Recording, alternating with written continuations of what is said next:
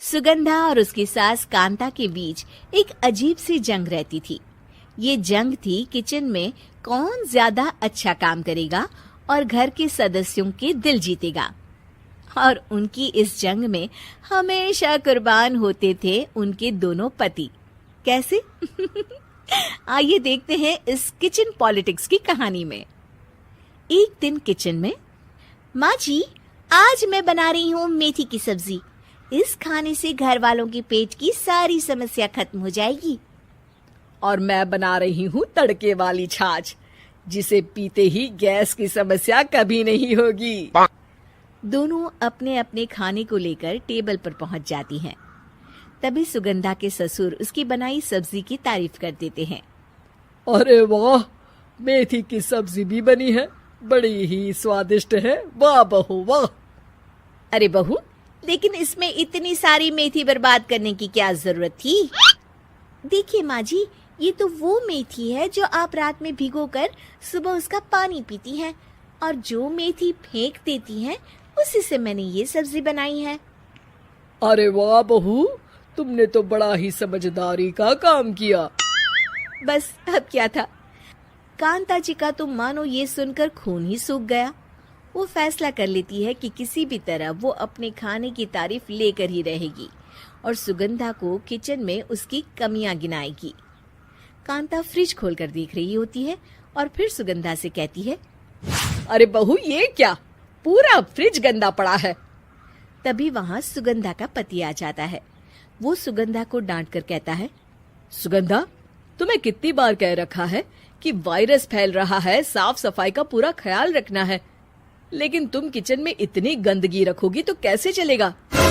सुगंधा सास की तरफ देखती है जहाँ वो मुस्कुरा रही होती है। सुगंधा समझ जाती है कि सास ने उससे बदला लेने के लिए ये सब किया है। दोनों रात के खाने की तैयारी में लग जाती हैं। दोनों ना एक दूसरे की तरफ देखती हैं और ना ही एक दूसरे से बातें करती हैं। रात को खाने की टेबल पर एक एक कर दोनों कई तरह के अलग अलग व्यंजन टेबल पर लगा देती हैं और अपने अपने पति के पास जाकर खड़ी हो जाती हैं। अरे खाइए जी खाइए, मैंने बड़ी मेहनत से बनाया है। प्लेट में वो खाना डालती हैं। सुगंधा भी दोनों की प्लेट में खाना डालते हुए कहती है, बड़ी ही मेहनत लगी है इस खाने को बनाने में। हाँ, दोनों को ना चाहते हुए भी सारा खाना खाना पड़ता है। कहीं दही तो कहीं मलाई तो कहीं मसाला। और इन सब के बाद दोनों बड़ी ही मुश्किल से अपने कमरे में सोने जाते हैं।